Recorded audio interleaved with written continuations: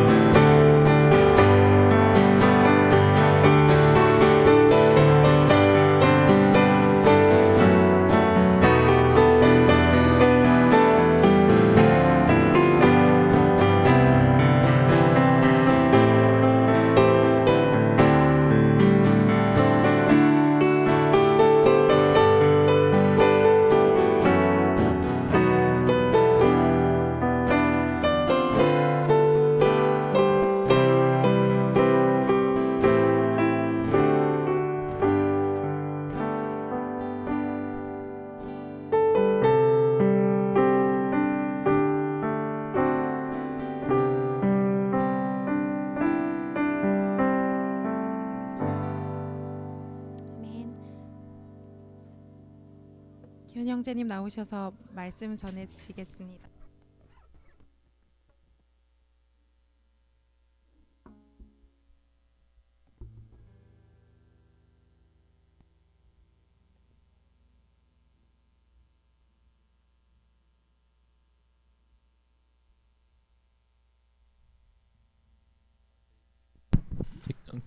기도하겠습니다. 하나님, 당신을 사모합니다.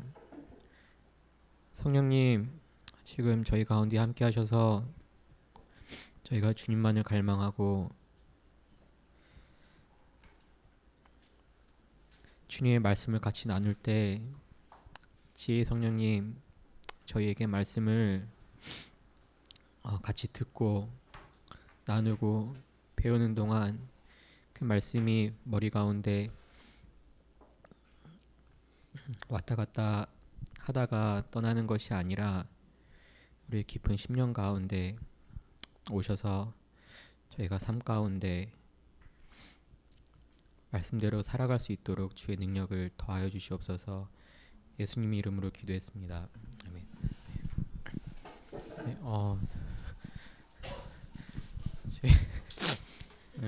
네, 저희 이 시간 목사님이랑 전도사님께서 훈련 가셔가지고 첫 주 수요일에 그 완전한 진리에서 마지막 파트가 있어요. 근데 그 완전한 진리의 마지막 파트는 사실 전까지 이렇게 따로 보지 않았어도 같이 말씀으로 나누면 너무 좋을 내용들이거든요. 복음에 관련된 내용이고 이제 작가가 하는 말들이 사실 거의 다 복음이에요. 그래서 계속 말씀을 보고 나누는 그런 내용들이기 때문에 이렇게 좀 나눠가지고 같이 이렇게 살펴보도록 하겠습니다. 근데 이렇게 대부분 이렇게 완전한 진리를 이렇게 저희가 사실 끝났어요. 내일이 마지막인데 여태까지 살펴보신 분들도 계시고 이제 이렇게 살펴보지 않은 분들도 계시기 때문에 이번 시간에는 여태까지 완전한 진리가 파트가 총 4개가 있거든요. 이게 교환을 또 처음 이렇게 나눠봤는데 교환 보시면은 개요가 있는 개요에 보시면은 그 완전한 진리가 총 4개 파트가 있습니다. 크게 4개 파트가 있는데 방금 말씀드린 것처럼 저희가 중점적으로 나눌 파트는 4번째 마지막 파트예요. 근데 그렇게 파트를 들어가기 전에 파트 4번째 마지막이 그 전 내용을 몰라도 이렇게 같이 나눌 수 있음에도 불구하고 여태까지 파트 첫 번째, 두 번째, 세 번째 저희가 간략하게 어떤 이야기를 나눴는지 좀 살펴보면은 마지막 파트를 나눌 때 더 도움이 많이 되실 것 같아서 오늘은 제 파트 첫 번째, 두 번째, 세 번째 좀 간략하게 요약해서 이렇게 나누도록 하겠습니다. 네, 그래서 첫 번째 파트예요. 첫 번째 파트는 이게 좀 이렇게 영어랑 이렇게 좀 섞어서 할 거거든요. 이렇게 그래서 제가 발음을 좀 솔직하게 할게요. 이렇게 막 좀 듣기 불편하시더라도 교환을 보시면서 아 이게 이런 발음이구나 하고 이렇게 이런 영어로 적혀 있구나 이렇게 좀 보시는 게 더 나을 것 같아요. 그래서 첫 번째는 그 세계관이 어떻게 이루어졌나라는 파트를 저희가 같이 살펴보았었습니다. 그 세계관 하면은 사실 이게 절대 어려운 말이 아니거든요. 무슨 어려운 단어가 아니라 그 영어를 보면은 그 월드 뷰죠. 월드 뷰. 그러니까 말 그대로 월드 세상이잖아요. 그 뷰는 보다잖아요. 그래서 세상을 바라보는 관점이 이 세계관이에요. 그래서 세계관은 사실 누구에게나 있습니다. 누구에게나 세계관이 있고 믿던 안 믿던 각자 가지고 있는 세계관이 있어요. 그래서 그 세계관을 토대로 저희는 이렇게 생각하고 고민도 하고 말도 그렇게 나오고 행동도 하게 되죠. 이게 좀 이 파트 마지막 파트 나눌 때 좀 어려운 단어들은 아님에도 불구하고 좀 더 정확한 단어들의 뜻을 알고자 좀 이렇게 단어들에 대해서도 이렇게 잠깐 좀 살펴봤으면 좋겠는데 저희가 지금 이 속해 있는 이 세상을 좀 이렇게 주도하고 있는 세계관이 뭐냐면은 그 이분법적 세계관이에요. 이분법적 세계관. 이분법적 세계관도 어려운 말이 아닙니다. 이렇게 한번 좀 풀어서 이렇게 볼게요. 이분법적 세계관은 이렇게 두 개로 다 분리해 놓은 거예요. 그래서 첫 번째는 세속과 종교. 다 비슷한 말입니다. 세속과 종교. 그리고 공적 영역과 사적 영역. 그리고 자연 세계와 초자연적 세계. 그 보이는 것과 보이지 않는 것을 나눈 게 이분법적 세계관이에요. 그래서 첫 번째 나온 단어들 세속, 공적 영역, 자연 세계, 보이는 것 이거는 다 같은 한 맥락으로 보시면 될 것 같고요. 이제 두 번째인 이제 종교, 후자인 종교, 사적 영역, 초자연적 세계, 보이지 않는 것 이것도 이렇게 하나의 같은 맥락이라고 보시면 될 것 같아요. 근데 이 이분법적 세계관의 뿌리가 뭐냐면은 이 자기 중심적 사고입니다. 자기 중심적 사고에 뿌리가 좀 이상하게 적혀 있는데 뿌리는 자기 중심적 사고의 뿌리한 그러니까 뿌리는 자기 중심적 사고예요. 그리고 타락한 세계관입니다. 이분법적 세계관. 그럼 저희가 세속하잖아요. 세속. 그 세속이 정확하게 무슨 뜻이냐면은 세속은 이게 세속주의가 실제적인 철학과 신학에서 나오는 단어입니다. 그 세속주의가 뭐냐면은 그 공적인 사회에서 종교적 영향력을 제거하는 것입니다. 이게 세속주의고 그 세속은 뭐냐? 이게 단어 그대로 세상의 풍속이에요. 세상의 풍속. 이제 풍속은 이제 관습과 문화로 또 나뉘게 되죠. 세속은 이제 세상에 흘러가는 일반적인 관습과 문화 그리고 그러니까 세속과 종교를 분리하는 거예요. 그래서 세상은 세상대로 일반적인 관습과 문화 유행을 따라가고 종교는 따로 종교적인 영역에서만 이제 뭐 교회에서라든지 아니면 신학하시는 분들만 이렇게 다루는 신자들만 다루는 독립된 것이다 이렇게 주장하는 게 이제 세속주의입니다. 그래서 세속주의는 이 공적 영역 우리가 살고 있는 사회에 종교가 들어오는 거를 아예 부정합니다. 이 세속주의 자체가 그런 거죠. 근데 영어로는 또 어떻게 좀 더 표현이 돼 있냐면은 그 바로 밑에 영어로 되어 있는데 이걸 제가 바로 직역을 할게요. 이 세속주의가 어떤 것이냐면은 그 시큐럴리즘이라고 나와 있죠. 어떤 그 인생 우리의 삶 자체를 해석할 때 어떤 것에 관점을 두냐면은 프린스플이에요. 이게 프린스플이 제일 중요한 어떤 주장 같은 건데 그게 뭐냐면 그 물질 세계가 이제 다른 말로 쉽게 표현하자면은 보이는 세계입니다. 보이는 것이 전부. 그 물질 세계는 이제 자본주의를 들 수도 있고 그러니까 보이는 것의 전부인 이 세상으로부터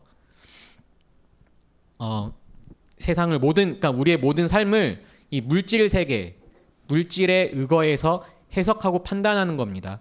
근데 이제 맨 뒤에 보면 어떤 단어가 있냐면 without 그 resource to religion이 있잖아요. 그러니까 종교의 자원 없이.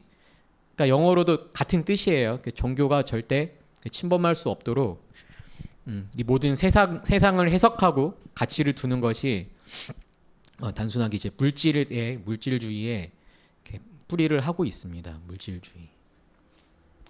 그 이분법적 세계관을 이게 좀 단어가 좀 익숙해지는 과정도 필요해서 그 이분법적 세계관을 이렇게 좀 여러 가지로 그 영어로도 표현을 할 수가 있는데 뭐 첫 번째 나오는 건 익스트림이죠. 익스트림 투 스토리 그 다이코토미인데 이게 뭐냐면 익스트림 매우 이제 극단적인 거잖아요. 이제 극단적인 두 이야기가 아예 분리되어 있다는 뜻이고 그 듀얼리즘도 같은 뜻이에요.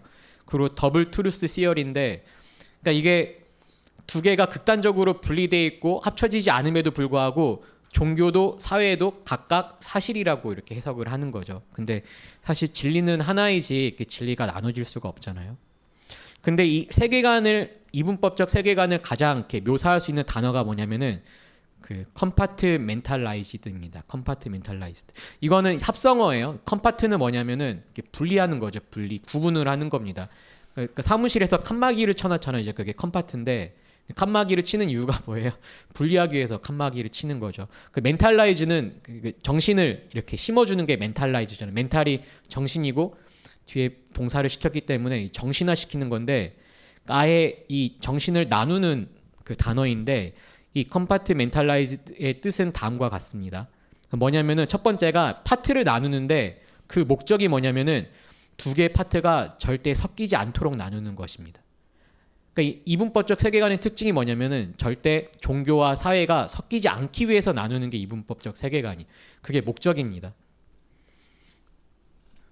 예, 그리고 이 두 번째는 어느 정도로 이게 그 디그리가 정도잖아요. 디그리가 정도인데 어느 정도냐면은 매우 극단적으로 나누는 게 이분법적 세계입니다. 절대 서로 침범하지 못하도록. 예, 그리고 종교는 종교, 믿음이면 믿음, 신앙이면 신앙이지 그거를 공적 영역에서 사회 영역에서 다른 사람에게 강요하거나 주장할 수가 없는 부분이에요. 이 종교가 말이 종교이지 저희가 나누는 종교는 하나님의 그 기독교입니다. 하나님이 왕이신 종교가 빛을 발하지 못하는 거죠 사회에서. 그러니까 이 세속주의 이분법적 세계관이 철저하게 여기에 뿌리를 두고 있다고 생각하시면 될 것 같아요. 네, 뭐 비슷한 말이고 방금 뭐 위에 언급된 것처럼 방금 제가 반복된 말입니다. 두 세계가 합쳐지지 않기 위해 극단적으로 분리하고 있다는 것이다.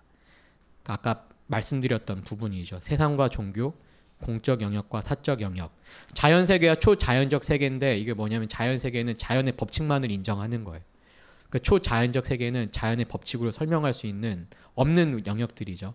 뭐 성령님이 오시고 뭐 이제 치유가 일어나고 어떤 눈에 보이지 않는 영역들 이게 초자연적 세계인데 말로 할 수 없는 어떤 하나님의 임재라든지 그것들을 인정을 할 수가 없어요. 그 초자연적 세계에 접근을 아예 막기 때문에 모든 거를 자연 세계로 해석하다 보면은 그 예수님의 기적과 사역도 성경을 왜곡해서 볼 수밖에 없습니다. 성경 또한 하나의 역사로 봐버리면은 예수님의 기적, 어떤 구약에 있었던 하나님의 기적 같은 것들이 사실이 안 돼요. 왜냐하면 자연적 법칙만, 자연적 법칙은 과학의 법칙이잖아요. 뭐 중력의 법칙 같은 그런 것만 인정되기 때문에. 예. 근데 이 가장 큰 문제는 가장 큰 문제입니다. 이렇게 나눠졌는데 전자 아까 말했던 뭐 세속, 공적 영역, 자연 세계 보이는 것이 사실로 이건 사실로 여기는 거예요. 사실, 팩트. 이거 사실이고 후자였던 뭐 종교, 사적 영역, 초자연적 세계에 보이지 않는 것은 밸류, 가치입니다. 이 가치라는 것은 개인마다 달라요. 그래서 너에겐 가치가 있고 나에겐 가치가 없을 수가 있습니다. 그래서 이 하나님의 종교, 하나님의 이 기독교, 예수님, 성령님이 더 이상 사실이 아니라 이게 가치적인 접근으로 되는 거예요. 그러면은 뭐 모든 사람이 다 다른 가치를 가지고 있다고 하더라도 뭐 다 같이 교회를 다닌다고 하더라도 이 믿음에 대해서도 하나님에 대해서도 다 이렇게 다르게 해석할 수가 있다는 거죠. 이제 종교의 영역이기 때문에. 그래서 사실 이제 파트 1에서 저희가 살펴봤던 것은 세계관이 어떻게 이루어졌나요? 파트 1은 고대 그리스 로마 시대부터 오늘날까지 방금 말씀드렸던 이분법적 세계관이 어떻게 발전하고 시대를 이끌어왔는지 그 역사를 살펴보았고, 그리고 이런 발전이 하나님 나라를, 하나님의 존재를 어떻게 부정하고 왜곡했는지 저희가 이렇게 살펴봤었어요. 그리고 이거는 이분법적 세계관은 이제 잘못된 세계관입니다. 그래서 맞는 세계관이 있죠. 그게 하나님 중심적인 세계관이고 그게 무엇인지 살펴봤는데, 하나님의 백성으로 저희가 그리스도인으로서 가지고 있어야 할 당연한 세계관은 그 이분법적 세계관이 아니라 하나님 나라의 세계관이며, 이를 책에서 그 완전한 진리라고 표현을 하는 거예요. 그래서 이 토털 트루스죠. 넘기시면은 그 토털 트루스인데, 토털이 뭐예요? 토털이 합쳐진 거잖아요. 나누지 않은 합쳐진. 그리고 트루스에 대해서 관사가 없어요. 이 관사가 없다는 것은 이 진리를 고유명사로 본 겁니다. 이 진리는 오직 하나만 존재하는 거예요. 오직 하나만 존재하기 때문에 그것은 하나님입니다. 하나님. 그래서 이 합쳐진 뜻, 그러니까 이분법적 세계관과 상반된 말이에요. 토털 트루스는 세계관은 나눠진 게 아니에요. 공적 영역과 뭐 개인의 영역, 뭐 믿음과 뭐 사회 그런 것들이 나눠진 게 아니라 그게 하나로 하나님으로 통합이 된다. 예, 그래서 저희가 가져야 될 이 세계관은 완전한 진리라는 것입니다. 그러면은 하나님의 세계관이 뭔가, 하나님 나라의 세계관은 뭐냐면은 이 말씀이에요. 하나님의 말씀, 성경인데, 그래서 이게 나눠진 세계관이 아니라 하나님 나라의 세계관은 이 성경을 토대로 해가지고 하나님께서 태초 전부터 영원까지 어떻게 일하고 계시는지 그 하나님 나라에 대한 세계관이 저희가 갖춰야 될 세계관인데, 여기 적어놨습니다. 그게 뭐냐면 이 책에서는 세 가지로 나눴어요. 창조, 하나님께서 창조하셨고, 타락, 그러니까 아담의 원죄로 타락이 되었고, 그리고 구속, 예수님이 구원을 이루셨죠. 그 세 개로 나눴고, 그 성경은 드라마다란 그 책이 있는데 그 책에서는 6단계로 나눴어요. 그래서 하나님이 창조하셨고 저희가 이제 타락했죠, 인간이. 그리고 선택을 하셨어요. 구원을 하시기 위해서 그 이스라엘 백성, 유대 민족을 선택을 하셨고, 그 구원이 성취가 됩니다. 예수님이 오시면서. 그래서 예수님이 메시아로 오신 거예요. 그래서 이 선택부터 오실 메시아에 대해서 계속 기다립니다. 그러다가 예수님께서 메시아로 오셨잖아요. 그래서 베드로가 이렇게 고백하죠. 예수님한테. 예수님이 넌 내가 누구라고 생각하냐 할 때 베드로가 뭐라고 고백하나요? 주는 그리스도 메시아라고 말합니다. 그 살아계신 하나님의 아들이십니다. 이 구원의 성취를 이루기 위해서 온 분이 예수님이라고 베드로가 고백을 하는데, 이게 구원의 성취예요. 이게 엄청난 그 사건이죠. 구원을 성취하시고, 그럼 지금 저희가 살고 있는 이 시대가 뭐냐면은 성령의 시대입니다. 성령의 시대를 교회 시대라고 이렇게 표현하시는 분들도 많이 계세요. 그리고 구원의 완성입니다. 이건 재림 예수님께서 다시 오시는 거죠. 그래서 구원이 성취가 이미 됐고, 그리고 구원의 완성의 과정 가운데 저희가 있다고 생각하시면 돼요. 그리고 그 일을 성령님께서 하나님의 백성과 함께 일을 하시는 거예요. 그럼 저희는 이 구원의 성취에서 구원의 완성이 되어가는 그 과정 가운데 동참을 하는 겁니다. 그게 하나님 나라를 위한 사역이고 하나님 나라를 위한 일이 되겠죠. 그러면 이 말씀이 토대가 돼야겠죠. 그래서 그 기독교 세계관에서 언급하는 우리가 살고 있는 이 성령의 시대를 알기 위해서는 사도행전을 보면 되는데, 그 사도행전은 어떻게 시작되냐면은 그 승천하시기 전에 하나님께서 구원을 성취하시고 올라가시기 전에 성령님을 약속하셨어요. 성령님. 그래서 예수님이 제자들에게 너희들 떠나지 말고 이렇게 말씀하시죠. 예루살렘에서 떠나지 말고 하늘 아버지께서 약속하신 성령을 기다리고 모여서 기도하라고 말씀하십니다. 그래서 사도행전 1장 8절에 보면은 예수님께서 이렇게 말씀하십니다. 너희가 받을 것은 성령이다. 성령이 너희에게 오시면 너희는 예루살렘과 온 유대와 사마리아와 세상 끝까지 가서 내 증인이 될 것이다. 성령의 시대입니다. 구원의 완성 전까지. 반복된 거예요. 그래서 우리는 지금 살고 있는 시기가 이 사도행전의 시대, 성령의 시대에 살고 있다. 그리고 성령님이 강한 바람같이 오시죠. 근데 이제 성령님이 강한 바람같이 오시자 이제 베드로가 그때 복음을 전파해요. 복음을 전파하는데 어떻게 하냐면은 하나님께로 돌아와서 예수 그리스도의 이름으로 세례를 받으세요. 그러면 여러분의 죄가 용서받습니다. 회개가 일어나야 용서를 받겠죠. 예수 그리스도의 이름으로 세례를 받으면서 회개가 일어나죠. 그리고 성령을 선물로 받으라고 합니다. 성령을 선물로 받으십시오. 이 약속은 우리 주 하나님께서 부르시는 사람이면 누구에게나 해당됩니다. 이 약속이 하나님께서 부르시는 자녀 모두에게 해당이 된다고 합니다. 복음이죠, 복음.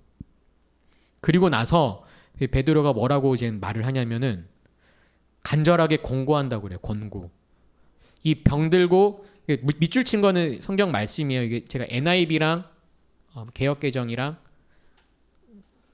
그리고 이제 메시지 성경을 제가 이렇게 좀 인용을 했는데 그 메시지 성경을 또 인용했지만 메시지 성경이 너무 길기 때문에 NIV도 많이 활용을 했습니다. 그래서 이 밑줄 친 거는 이제 성경 말씀이기 때문에 이렇게 같이 보시면 됩니다.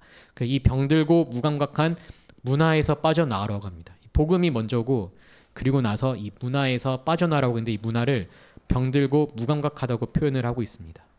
그래서 여러분이 할 수 있을 때 어서 나오십시오. 그 NIV에서는 뭐라고 하냐면은 이렇게 save yourself, save 살아남으라는 거죠. 근데 어디로부터 살아남으라고 하냐면은 그 corrupt generation, corrupt가 부패된 타락한 이 세대로부터 이렇게 나오라고 말을 합니다.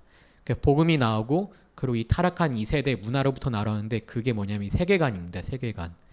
이 세계관의 기초에서 이 문화가 만들어지고 풍속이 만들어지고 그리고 유행이 이끌어지기 때문에 이 세계관으로부터 나오라고 말을 합니다. 근데 이게 베드로만 한 말이 아닙니다. 로마서 12장 1절에서 2절도 보면은 그 바울이 계속 이렇게 바울 서신을 보면은 그 문화에 대해서 이 세대 문화에 대해서 말을 많이 하죠. 예수님께서도 그러셨죠. 그 바울이 이렇게 공고합니다. 그러므로 나는 여러분이 이렇게 살기를 바랍니다. 하나님께서 여러분을 도울 것입니다. 여러분의 매일의 삶, 일상의 삶, 자고 먹고 일하고 노는 모든 삶을 하나님께 헌물로 드리십시오. 하나님께서 여러분을 위해 하시는 일을 받아들이는 것이 바로 여러분이 그분을 위해 할 수 있는 최선의 일입니다. 문화에 너무 잘 순응하여 아무 생각 없이 동화되어 버리는 일이 없도록 하십시오. 뭐냐면 이 말씀을 보면은 특징이 있어요. 우리가 할 수 있는 영역이 아닙니다.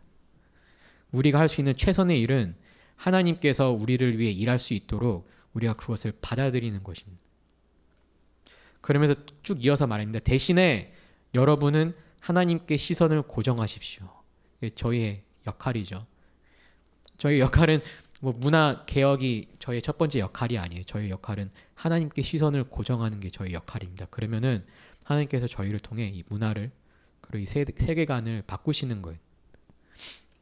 그래서 여기서 이렇게 영어로는 또 어떻게 표현이 되냐면은 우리의 모든 주의하는 거 있잖아요. 모든 주의와 생각을 하나님께 고정하라고 나와요. 말 그대로. 픽스란 단어가 나오거든요. 픽스 딱 고정시키는 단어. 우리가 하나님께 시선을 고정하면은 변화가 일어난다고 말을 하죠. 속에서부터 변화가 이 거룩한 변화를 말하는 것. 거룩한 변화. 다른 말로 이제 성화죠. 성화. 예수님을 닮아가는 거룩한 변화가 우리 안에서 일어나고, 그러면 그분께서 여러분에게 바라시는 것을 흔쾌히 인정하고 머뭇거리지 말라고 합니다. 조금도 머뭇거리지 말고 거기에 응하십시오. 응하십시오는 순종하라는 말입니다. 여러분을 둘러싸고 있는 문화, 이 세계관은 우리를 늘 미숙한 수준으로 끌어낮추려 하지만 정말 그렇죠. 이 세계관과 가치관은 우리를 하나님을 대적하는 자리로, 너무 미숙하고 천박한 자리로 끌어들입니다. 우리가 잘 모르고 끌려다닐 때가 많죠. 근데 하나님께서는 언제나 여러분에게 최선의 것을 이끌어내시고 여러분 안에 멋진 성숙을 길러주십니다. 이 영적인 성숙을 말합니다. 거룩한 변화를 통해서 우리가 예수님을 닮아갈 때 이 영적인 성숙이 일어나는 거죠.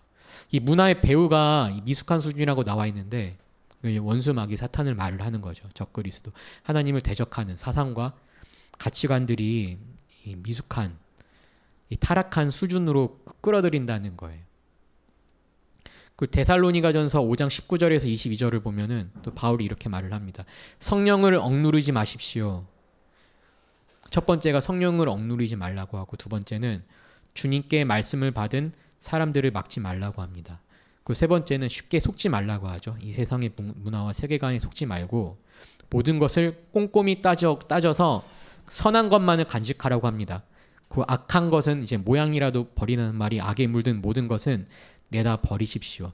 보면은 이게 우리가 가져야 될 자세예요. 이 세상을 살아가면서 문화에 순응하지 않을 자세인데, 이게 먼저 나오는 게 아니라 그러니까 저희가 여태까지 이거를 나눈 거예요. 파트 1, 2, 3에서 나눈 게 뭐냐면은 얼마나 이 세상의 문화와 세계관이 하나님을 대적하는 자리에 있는지 그 역사를 쭉 봤는데, 마지막 파트에서는 그러면 어떻게 해야 되냐라는 질문에 이게 우리의 힘으로 할 수 없다고 말을 합니다. 절대 우리의 힘으로 해서도 안 되고 우리의 의지로 해서도 안 되고, 그건 우리가 스스로 율법의 저주에 매이게 됩니다.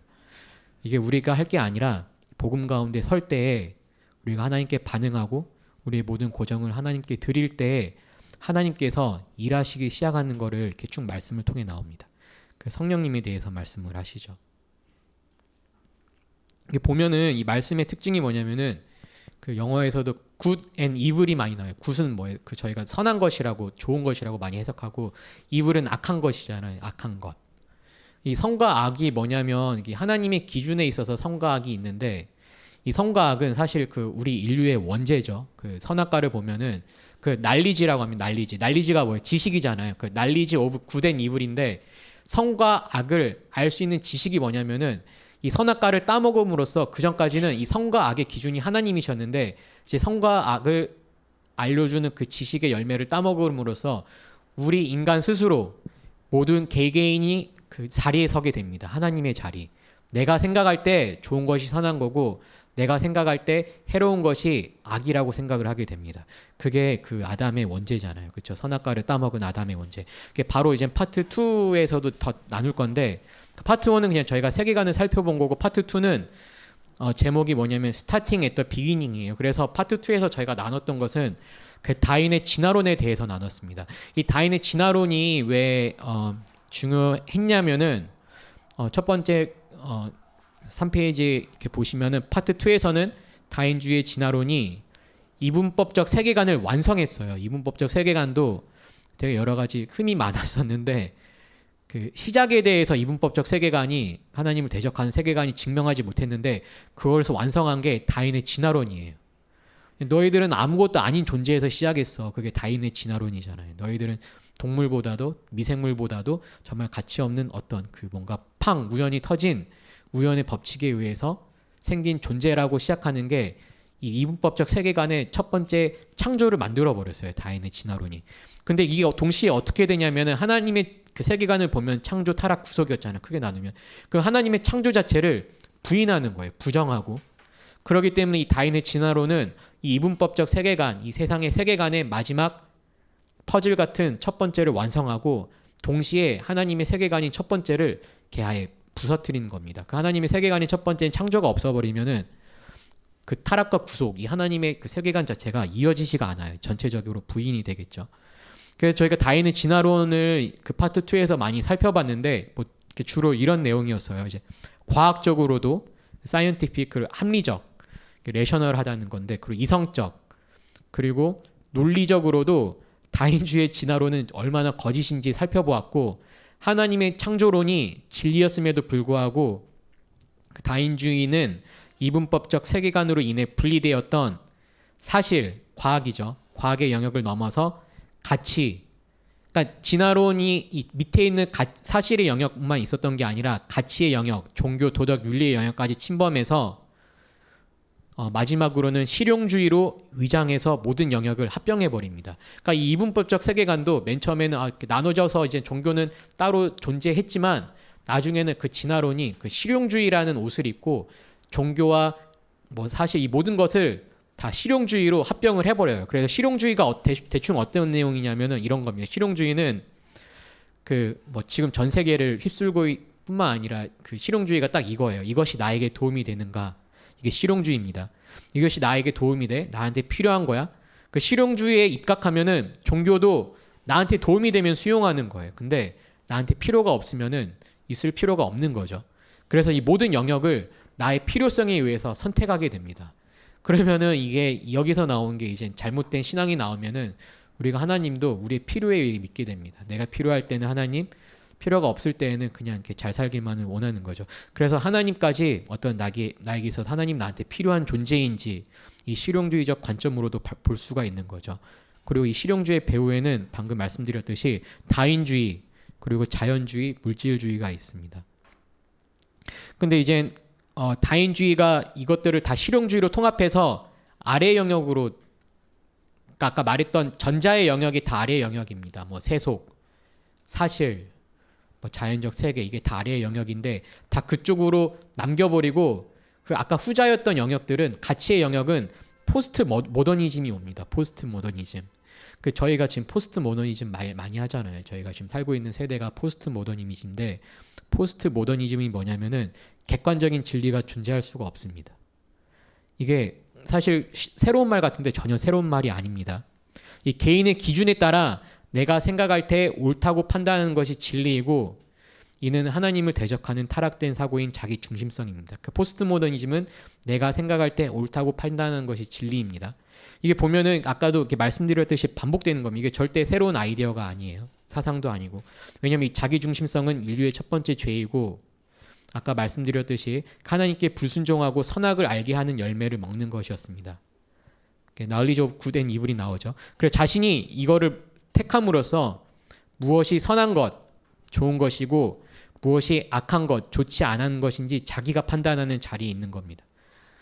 하나님의 자리에 있는 거죠. 그리고 그 결과는 저희가 말씀을 보면 알듯이 죄의 저주와 사망이었죠. 근데 이 죄의 저주와 사망이 뭐냐면 하나님과의 친밀한 관계가 끊어지는 거예요. 왜냐하면 아담이 이 선악과를 보고 내가 선악을 알자마자 첫 번째 하는 행동이 뭐예요? 하나님을 피해서 숨어버리죠. 하나님과의 친밀한 관계를 거부하는 거잖아요. 하나님으로부터 도망가고 싶고 내 자신이 수치스럽고 부끄러워서 하나님으로부터 도망가고 싶은 거예요. 하나님을 피하는 것. 너무 위험한 자리잖아요. 이게 죄책감, 어떤 나에 대해 한심한 마음, 아 내가 이런 자밖에 안 돼? 우리의 육신을 의지하고 내 자신을 의지하게 되면은 우리가 하나님을 믿는다고 하면서도 그 자리에 충분히 있을 수가 있습니다. 아, 내 모습을 보니까 너무 한심하다. 너무 수치스럽다. 도망가고 싶다. 하나님으로부터. 그게 뭐냐면은 율법을 의지할 때 저희가 하나님으로부터 피하게 돼요. 도망가게 되고. 이게 뭐냐면 율법이 여기서 이렇게 보면 로우라고 나와요. 로우. 법이죠. 율법은 하나님께서 주신 법인데 이 율법을 우리 스스로 내 의로, 내 의지로, 내 행동으로 율법을 어떻게든 따라가려고 하면은 그것은 죄의 저주와 사망입니다. 그 길을 누가 걸었냐면은 바리새인이 정확하게 그 길을 걸었어요. 바리새인은 하나님의 주신 율법을 어떻게든 자기가 해보려고 했고 자기의 의를 드러내려고 했고 자기의 행위를 드러내려고 했기 때문에 교만한 자리에 갈 수밖에 없어요. 내가 율법을 지킴으로써 스스로 정당하다는 것을 입증하려고 했던 자들이 이제 바리새인이었고 그랬기 때문에 예수님께서 이 저주를 말씀을 하신 거예요. 율법의 저주 아래 있는 바리새인들에 대해서 계속 책망하실 뿐만 아니라 그 책망 가운데는 사랑이 있죠. 제발 돌아오라고 말씀하시는. 근데 이 율법이 우리 육체가 좀 이렇게 내 자기 중심적인 사고입니다. 육체는 이게 뭐 피지컬한 뭐 몸을 말하는 게 아니라 내 생각, 내 의지, 내 행동, 내 선함 모든 게 다 나에게 초점이 맞춰 있는 자기 중심성에 거해서는 안 되고 그거를 복음으로 계속 나누겠지만 내가 할 수 없음을 인정을 하는 거예요. 하나님 이게 제가 할 수 있는 영역이 아닙니다. 그래서 예수님께서 오셨고 죽으셨고 부활하셨고 도우시는 성령님을 보내주셨기 때문에 제가 할 것은 하나님께 순응하고 반응하는 것입니다. 내 모든 의지를 다해서 하나님께 내 시선을 고정하는 것입니다. 그럴 때 저희는 이 율법이 저주가 아니라 하나님의 생명이 됩니다. 그 율법으로부터 자유해져요. 왜냐하면 복음을 인정할 때부터 저희는 율법에 묶여있는 게 아니라 어떤 그 행위에 묶이는 게 아니라 어떤 눈치를 보고 나를 의지하는 게 아니라 하나님만을 의지하게 됩니다. 그게 복음이에요. 예수님께서 이 복음 때문에 오셨고 우리를 이 율법, 저주와 사망의 그 지독한 고리로부터 우리를 해방시키기 위해서 오셨어요. 근데 그 일을 우리가 하나님께 시선을 고정을 마치면 성령님께서 우리 가운데 내주하셔서 그 일을 한다는 거예요. 그러면 우리는 죄책감의 자리에 절대 있을 수가 없습니다. 율법은 이제 제가 셀에서도 이렇게 가끔씩 많이 나눴었는데 율법의 자리에 있으면은 저의 의로 행위로 무엇을 하면은 저희는 금방 교만해져요. 아, 내가 이 정도 되는구나. 교만해지면 어떻게 돼요? 그 율법을 잘 지키지 못하는 자들을 보면은 판단하고 정죄하고 막 내가 마치 우월한 것처럼 왜 이게 안 돼? 그런 자리에 되게 되죠. 그건 저주의 자리입니다. 이게 딱 바리새인이었고. 그리고 내가 또 무너져요. 이게 거기 이렇게 말씀을 들어보면은 내가 이제만큼은 짓고 싶지 않다. 예를 들어 이게 각자에게 다 그런 영역이 있잖아요. 질투, 뭐 음란, 시기, 후욕, 판단, 정죄 이 모든 죄들이 많이 있는데 내가 이것만큼은 안 해야겠다 의지를 다해 들여도 거기에 매몰돼 버리면은 내 의지와 내 육체를 의지하게 되면 나중에 그 말도 안 되는 무시무시한 그 죄를 짓고 있다고 말을 합니다. 그렇죠. 내가 치기만큼은 안 해야겠다 해가지고 정말 부모님을 공경해야겠다 해가지고 막 자기가 계속 이렇게 마음을 먹다가 이게 어느 한순간에 확 무너져서 괴물처럼 변해버리죠. 그러면 이거는 절대 내 의로 저희가 율법을 지킬 수가 없어요. 저희는 이 율법을 우리 스스로 지키지 못함을 하나님 앞에 인정하고 나아가야 됩니다. 그래서 예수님이 오심을 매일매일 같이 받아들이고 그 예수님께서 그 죄를 인해서 죽으셨고 그 성령을 보내셔서 우리 가운데 일한다는 것을 저희가 이걸 한번 듣고 복음을 한번 듣고 끝나는 게 아니라 매일 가운데 그걸 고백하면서 살아가는 거예요. 그러니까 바울도 매일 죽는다고 고백을 하잖아요.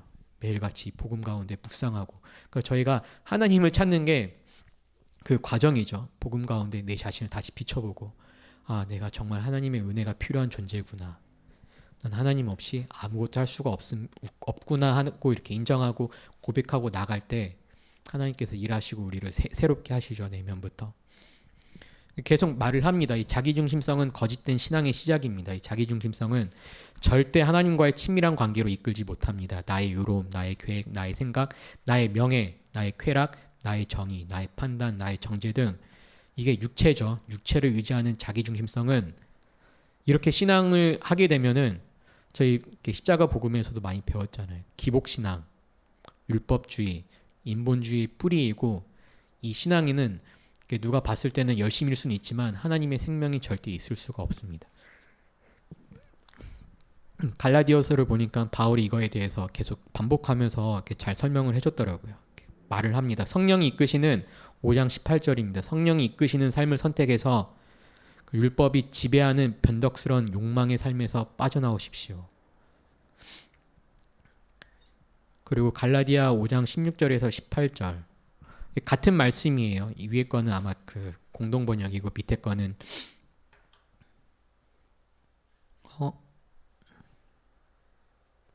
그 5장 16장 18절 다시 한번 읽어볼게요. 내가 이르노니 너희는 성령을 쫓아 행하라. 그리하면 육체의 욕심을 이루지 아니하리라. 육체의 소욕은 성령을 거스리고 성령의 소욕은 육체를 거스리나니 이 둘이 서로 대적함으로 너희의 원하는 것을 하지 못하게 하려 함이니라. 너희가 만일 성령의 인도하시는 바가 되면 율법 아래 있지 아니하리라. 이 율법은 저주를 말을 하는 겁니다. 우리 육체를 의지한 하나님의 말씀을 우리가 스스로 지켜서 의롭다함을 인정받고 싶은 이 율법을 말을 하는 거죠. 그 밑에 건 NIV인데 제가 NIV를 왜 써드렸냐면은 이거 좀 이렇게 직역을 이게 NIV가 나와 있고 바로 밑에 거는 제가 풀어서 해석을 한 겁니다. 그래서 이 NIV에서는 이렇게 말을 하죠. 그 live by the Spirit, 성령에 의한 삶, 성령에 의해서 살아라 하고 말을 합니다. 그래서 you will not gratify라고 하는데 gratify는 뭐냐면은 만족시키는 거예요. 너가 성령에 의해서 살면은 넌 절대 만족시키지 않을 것이야. 어떤 거를 만족시키지 않으면은 the desire of the sinful nature. sinful nature가 이제 여기서 말하는 육체의 소욕인데 뭐냐면 sinful이 뭐예요? 원죄입니다. 원죄. 우리의 죄된 본성, 죄된 본성이 따르고자 하는 것, 죄된 본성이 이루고자 하는 뭐 죄된 본성이 이루고자 하는 게 뭐예요? 뭐 쾌락, 뭐 내 명예, 뭐 돈, 뭐 이런 것들이죠. 이 죄된 본성이 이루고자 하는 거를 절대 만족시키지 않을 거래요. 이 말이 뭐냐면은 반대로 말을 하냐면은 우리가 성령에 의해 살지 않으면은 우리는 이 죄된 본성을 만족시키면서 산다는 거죠. 그러면서 for the simple nature desire라고 나와 있는데 이게 뭐냐면은 이게 강조된 말이에요. 이 죄된 본성이 원하는 것은 성령과 반대라는 겁니다. 그 simple nature desire what is contrary to the spirit. contrary가 뭐예요? 완전 반대된 거예요. 이 죄된 본성은 성령과 완전히 반대되어 있고 이거를 강조하는 거예요. 똑같이 말을 해요. 그러니까 앞뒤만 바꿔서 성령은 죄된 본성과 완전 반대로 되어 있다. 그러니까 죄된 본성이 원하는 것과 성령이 원하는 것은 전혀 이렇게 극단적으로 반대되어 있다는 거죠. 그래서 they are in conflict with each other. 그 성령과 죄된 본성은 항상 이렇게 싸우는데 왜 싸우냐?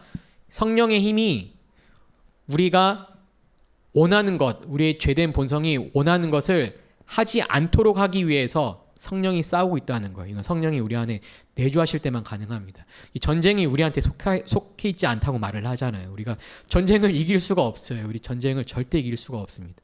그러니까 아무리 해도 이길 수가 없어요. 이게 아무리 해도 점점 이긴다고 하더라도 예수님께서 말씀하신 그 율법의 완성에는 절대 따라가지도 못해요. 이게 인간입니다. 그래서 예수님께서 오셨고 성령님께서 오셨고 그래서 우리는 그 하나님을 찬양하고 경배하면서 예배하면서 나아가는 거죠. 그렇게 하는 거예요. 그러면서 말을 하죠. 그래서 마지막으로 그러나 너가 성령에 이끌려 살게 된다면 넌 더 이상 you are not under law. 이 율법의 가운데 이 저주 가운데 거하지 않을 거라고 말을 합니다. 성령님의 그래서 우리가 성령에 이끌리면 더 이상 율법의 저주 아래 있지 않게 됩니다. 그러니까 즉 내 힘으로 죄된 본성을 이김으로써 율법을 지키려고 하는 이 율법주의의 저주 아래 거하지 않을 거라고 말을 하고 있어요. 이 율법주의 가운데 있으면은 저희는 하나님과의 관계를 맺을 수가 없습니다. 율법주의에 있으면은 예수님이 필요가 없어요. 예수님이 오신 것 자체를 부정하게 되는 겁니다. 딱 바리새인이 그랬죠. 바리새인을 계속 율법주의자들이라고 예수님께서 그렇게 그래서 그들은 예수님이 필요 없었어요. 예수님이 자기 스스로 율법을 하나님의 의를 자기의 죄된 본성으로 지독히도 완성하려고 했던 자들이기 때문에 사탄의 앞잡이라고까지 예수님께서 표현을 하시잖아요. 그래서 이를 위해 하나님은 예수님을 보내셨고 예수님은 십자가를 통해 구원을 성취하셨으며 성령님이 오셔서 우리는 그 구원의 완성에 동참할 수가 있습니다. 그래서 이게 두 번째 파트인데 그리고 세 번째 파트는 저희가 어떤 걸 나눴냐면 첫 번째 파트는 세계관이 무엇이냐, 그리고 두 번째 파트는 이 진화론에 대해서 배웠었죠. 그리고 세 번째 파트는 이 세계관이 왜곡되고 변질된 게 단순히 이 세대의 유행, 이 세상이 흘러간 게 아니라 그러니까 여기서 이렇게 말을 합니다. 이 단순히 외부의 공격과 압박으로 기독교가 하나님 중심의 세계관을 지키고 싸우고 버티다가 무너진 것이 아니라 기독교, 이 복음주의라고 말을 했는데 이 기독교가 세대의 문화와 흐름에 동조하거나 알고도 동조하는 거죠. 이 세계가 보이는 게 너무나 매력적이어서 아니면 무감각한 겁니다. 감각도 없이 그냥 따라가는 거죠. 그래서 하나님 중심적인 세계관을 잃어버렸다고 말을 합니다. 그래서 아까 그 말씀 보면은 바울도 뭐라고 했냐면은 모든 것을 문화에 너무 잘 순응하여 아무 생각 없이 동화되어 버리는 일이 없도록 하십시오라고 말을 했습니다. 모든 것을 꼼꼼히 따져보고 선한 것만을 간직하라고 말을 했죠. 근데 이게 무감각해서 그냥 이 하나님 중심적인 세계관을 버리고 이 기독교가 이 세상의 세계관에 동화돼서 흘러갔다는 거예요. 그러다 보면 저희가 이렇게 거짓된 신앙이 나오는 거죠. 아까 말씀드렸던 것처럼 율법주의, 기복신앙, 그리고 인본주의가 나오게 되는 거잖아요. 저희가 복음주의에서 말한 이 복음주의는 뭐냐면은 1차와 2차 대각성 운동인데 그 1차, 2차 대각성 운동을 통해서 뭐 감리교, 침례교, 지금 저희가 다니는 교회 모든 교회들이 등장했다고 생각하시면 돼요. 그래서 이 1차 대각성 운동은 이제 뭐 조나단 에드워즈, 뭐 미국을 대표하는 지성인이죠. 그리고 뭐 존 웨슬리. 근데 이 사람들을 부정하는 내용이 아닙니다. 이 1차 대각성 운동을 절대 부정하지 않아요. 이 책도요. 근데 이게 흘러가다 보니까 2차 대각성 운동부터는 이 하나님 중심적인 게 아니라 이 세계가 멋져 보이는 어떤 세계 전략을 따라가서 흘러가면서 이렇게 교회 복음주의가 이분법적 세계관을 받아들였다고 말을 하고 있어요. 그래서 저희가 이런 역사를 좀 같이 살펴봤습니다.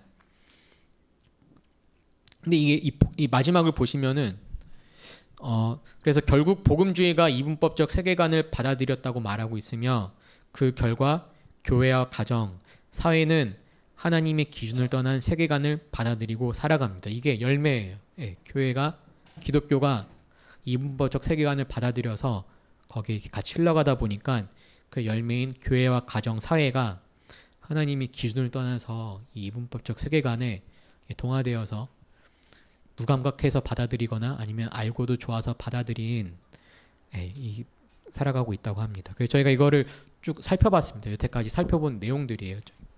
완전한 진리 파트 첫 번째, 두 번째, 세 번째를 통해서 그 마지막은 이제 저희가 앞으로 좀 같이 나눌 내용이에요. 그래서 제목이 뭐냐면 What Next? Living It Out이라고 돼 있는데 What Next는 질문을 하는 거예요. 그래서 어떻게 해야 되냐? 큰일 난 거죠. 어떻게 해야 되냐? 이게 우리가 이 처지가 이렇고 환경이 이렇고 이 세대가 이런데 우리가 어떻게 해야 되지? 이 답이 자문자답이에요. Living It Out.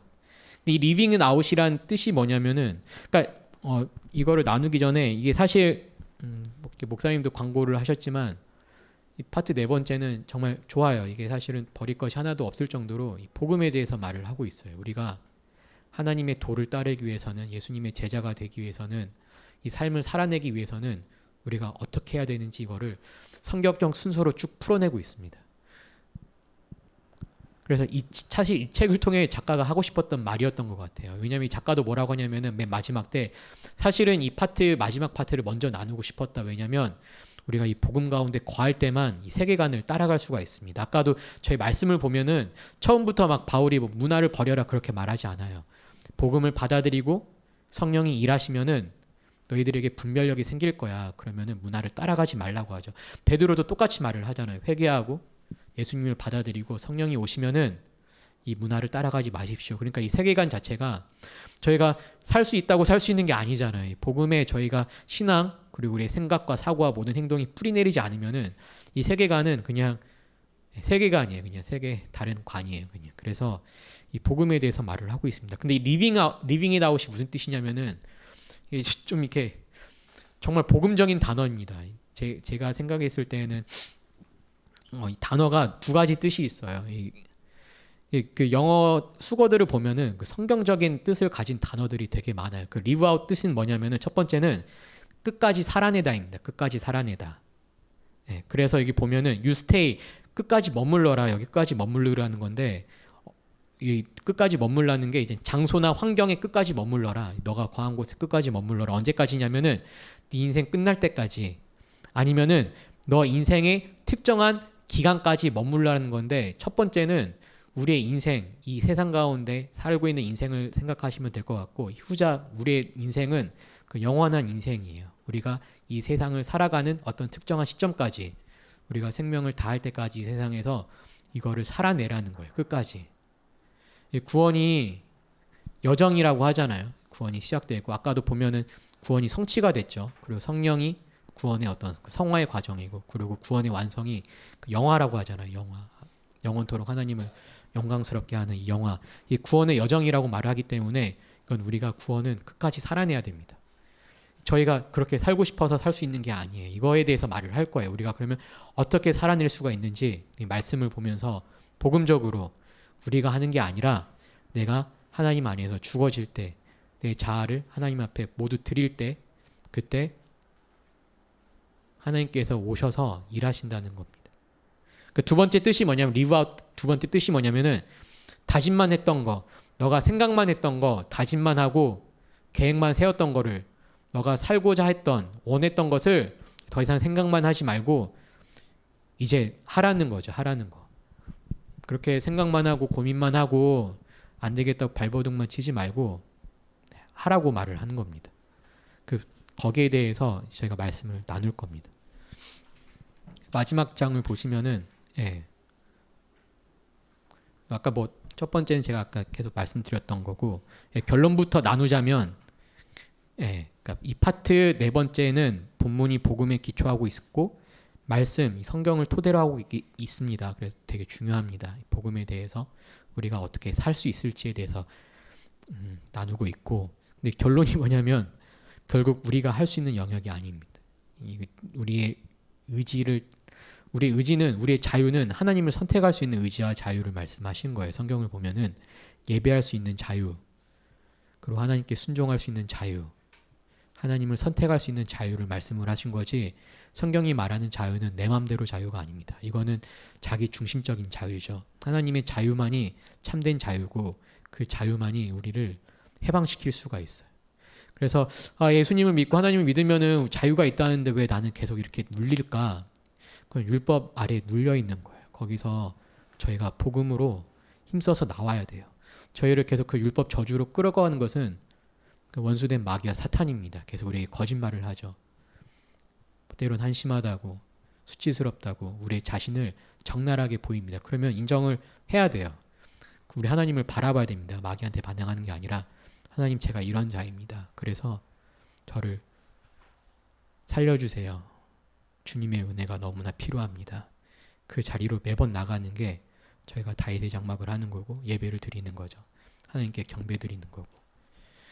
그래서 이 저자는 복음 없이 자기 계획, 자기 열정, 자기로 충만할 때 나오는 결과를 다양한 예시를 통해서 여태까지 저희가 책에서 많이 살펴봤어요.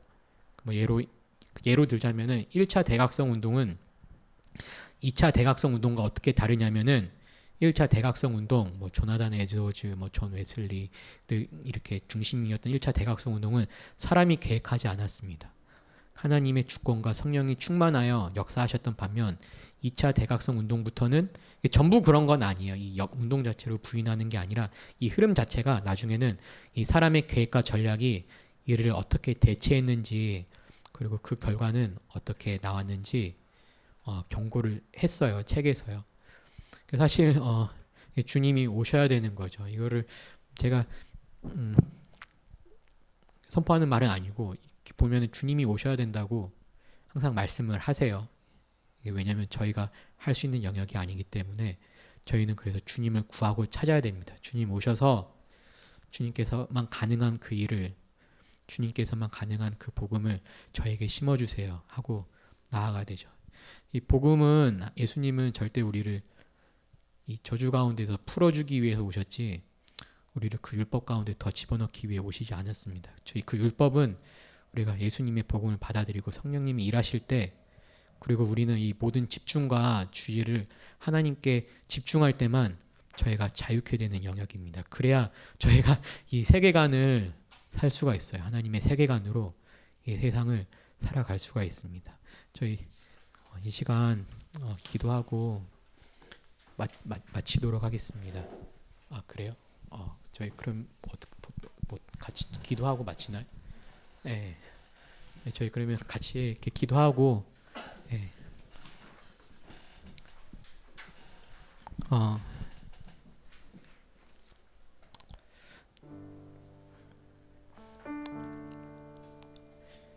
저희 시간에 같이 기도하기 원하는데요.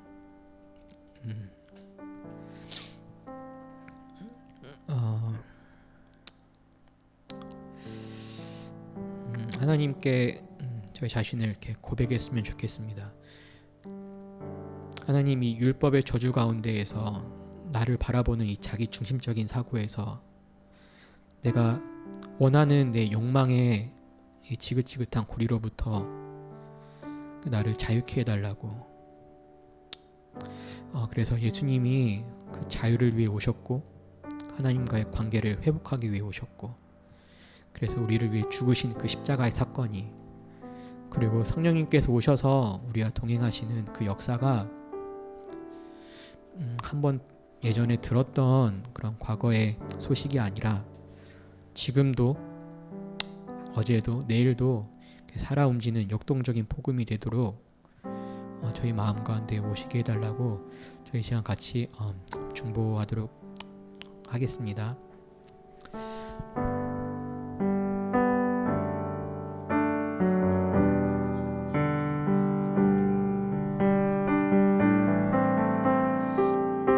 하나님, 이 시간에 우리를 비춰주세요. 우리의 죄된 본성을 아신 하나님, 그래서 예수 그리스도를 보내신 하나님, 나를 의지하고 나를 바라보는 이 자기 중심적인 사고에서 벗어나기 원합니다. 그리고 나의 시선과 주의가 정말 주님께로 향하기만을 원합니다. 주님의 말씀은 사실이고 생명입니다. 그래서 우리의 시선이 주님께로 향할 때 지금 이 시간에도 오늘 저녁에도 오셔서 우리를 복음으로 만져주세요. 예수님의 사랑으로 만져주세요. 그리고 성령님 오셔서 우리를 그 거룩한 삶으로 거룩한 변화를 일으켜주세요.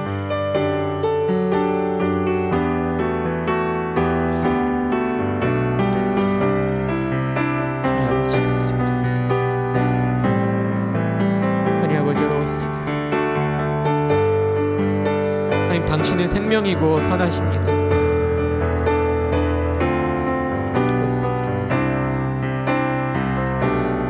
지혜의 성령님, 복음이 저희 가운데 아는 것으로 그치지 않고 깊이 뿌리 내려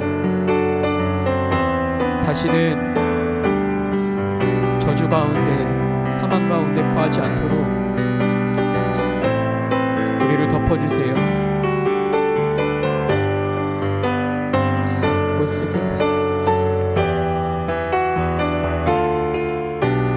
하나님, 그래서 당신만이 우리의 복이 되시고 전부가 되시고 생명이 되시고 자유가 되시며 완전한 이 되심을, 그리고 한없이 선함이 되심을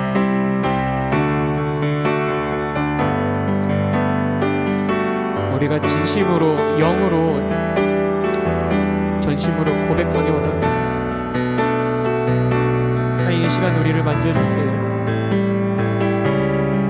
주님, 우리를 만져주세요. 복음의 능력이 우리에게 살아 숨쉴 수 있도록, 그래서 우리의 모든 것을 지배할 수 있도록 하나님, 주님께서 오셔야 됩니다.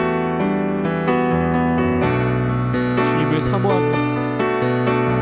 주님만을 갈망합니다. 하나님, 우리 가운데 있었던 모든 오해와 잘못된 사고,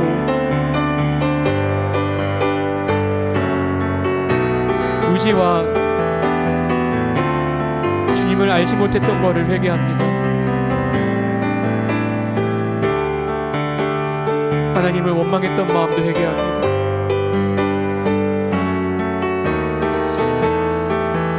하나님을 부정하고 하나님을 부인했던 마음도 회개합니다.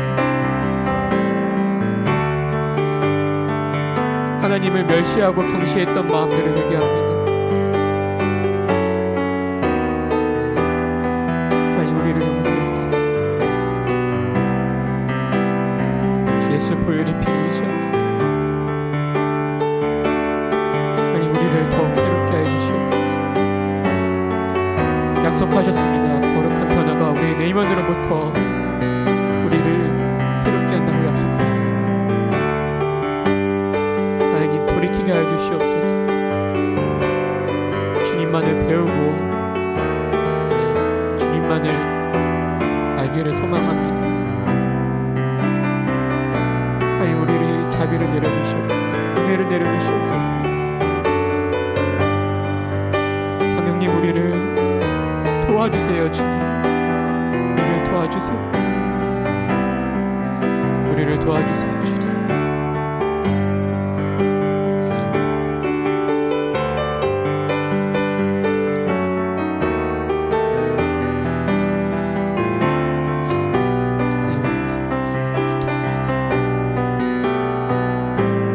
주 그리스도의 능력이 실제가 되어 주시옵소서. 복음의 자유를 아름다운 우리가 찬양합니다. 높이 기도합니다. 예수 그리스도.